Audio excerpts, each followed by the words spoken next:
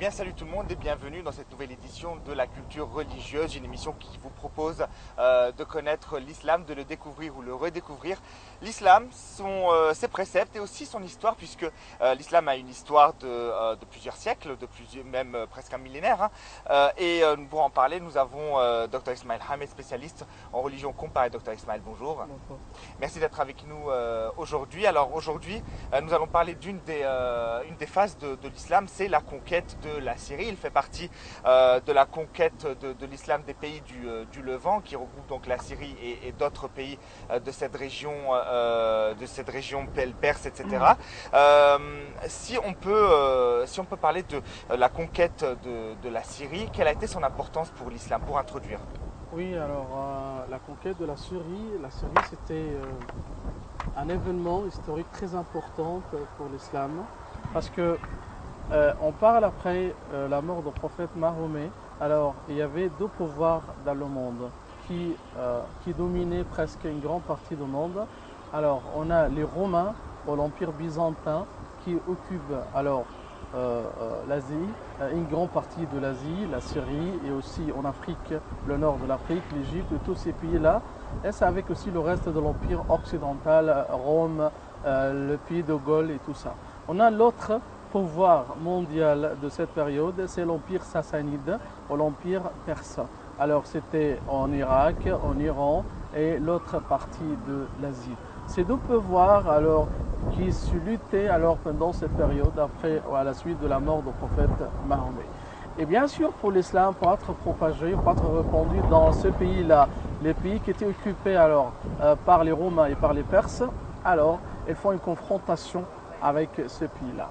Donc l'importance ou la valeur de les conquêtes, c'est pour informer le peuple de la Syrie, le peuple de l'Égypte, le peuple de l'Irak pour l'islam, pour savoir. Alors il faut sortir avec l'islam de l'Arabie, parce que l'islam pendant la période du prophète Mahomet, c'était juste dans la péninsule arabique. Donc alors il faut sortir pour un monde, parce que répandre l'islam. L'islam c'est une religion globale, c'est mondial, universel pour tout le pays et pour tout le peuple du monde, comme Dieu a dit au prophète. Donc après, à la suite de la mort du prophète Mahomet, on a la guerre contre les hérétiques au Harb Redda. Bien sûr, il y avait des gens qui prétendaient qu'ils sont des messagers de Dieu, ils sont prophètes, comme Moussaïlem al-Kazab, al-Aswad al-Ansi, dans plusieurs pays de l'Arabie, entre les tribus arabes. Donc Abu Bakr, le successeur du prophète, le premier calife de l'islam, et là on voyait alors des armées alors dans tous les pays où il y avait les hérétiques pour combattre, parce qu'ici c'est une religion contre l'islam. Des gens qui disent que on est sorti de l'islam et on fait la guerre contre l'islam. On a des religions et quelqu'un qui dit que je suis équivalent au prophète Mahomet. C'est une vraie guerre contre l'islam. Voilà, c'est des gens qui voulaient semer la corruption sur terre. Docteur Ismaël, donc nous allons juste voir un petit commentaire pour nous donner plus de détails sur cette introduction et on revient après ça.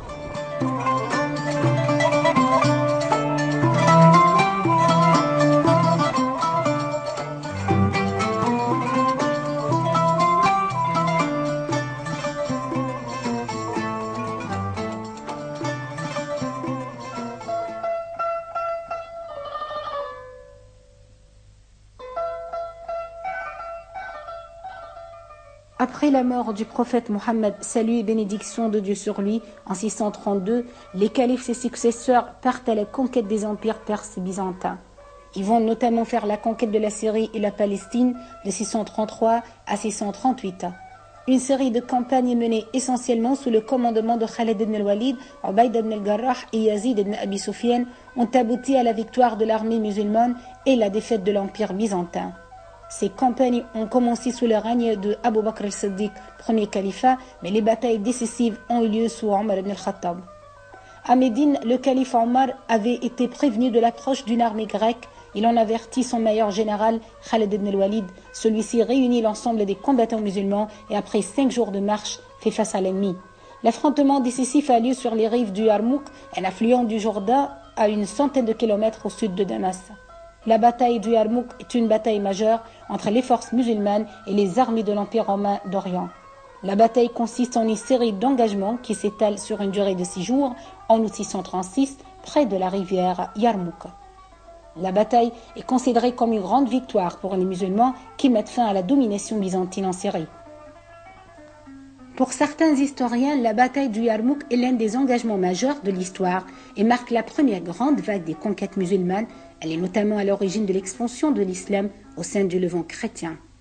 Plusieurs villes syriennes ont succombé entre les mains des musulmans sans bataille, après que ceux-ci ont accordé un pacte aux habitants, leur garantissant la sécurité des personnes, des biens, des lieux de culte en échange d'une taxe.